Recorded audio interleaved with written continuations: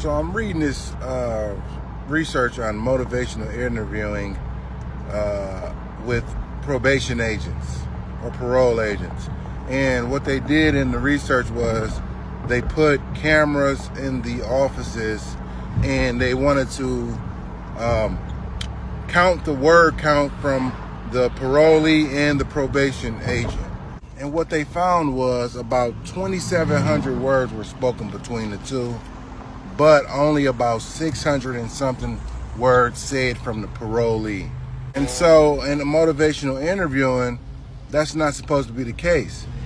You're supposed to let the person you're interviewing speak more and help them partner in designing whatever plan it is they need to implement in their lives. I didn't even know they did this type of training with the staff dealing with corrections. I remember when I got out in 2013, and as a condition of my release, any funds that I had on my account while inside, they had to be released to my agent. And so I didn't understand it at first, but I'm like, I'm not about to let this stop me from getting released. And so I finally get out and have my first meeting with my agent, and he's going on about the assessment and the treatment programs and doing a whole lot of talking, and I'm just listening. Then when it came to the funds that I had, he told me, I think I had about $3,500.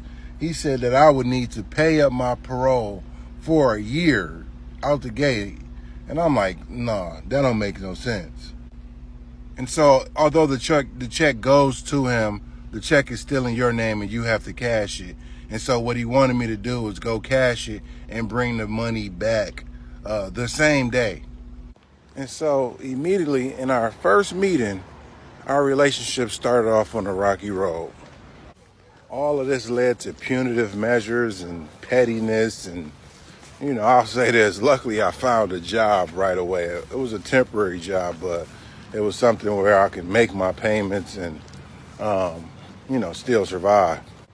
But I wanted to get this message out there because oftentimes when we talk about recidivism, it's often associated with the parolee, and there's so much more that goes to it when you talk about recidivism.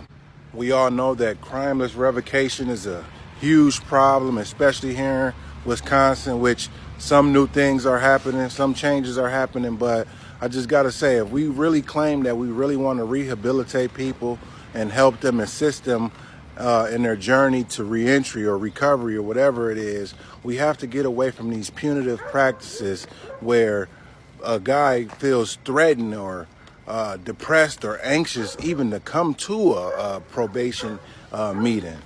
Luckily, that chapter of my life is over now, but I used to dread going to the PO visits and dread home visits.